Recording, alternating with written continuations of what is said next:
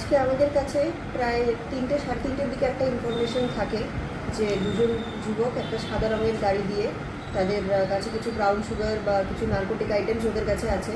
তো তারা এগুলো লোকালসদেরকে সেল করার জন্য গাড়িতে নিয়ে ঘুরছে গোকুলপুর এরিয়াতে। অ্যাকর্ডিংলি আমরা ওইখানে আমাদের স্টাফ আরটিপুর পিএসের অফিসার ওসি সাহেবের নেতৃত্বে এবং তাদের পুরোটা স্টাফ আমরা রেডি করার পর আমরা ওইখানে ট্র্যাপ প্লে করি। অ্যাকর্ডিংলি আমরা প্রায় 5টা সাড়ে 5টার দিকে ইনফরমেশন অনুযায়ী একটা সাদা রঙের অল্টো গাড়িকে ডিটেইন করতে সক্ষম হই, যার নাম্বার ছিল TR01 BQ 0297।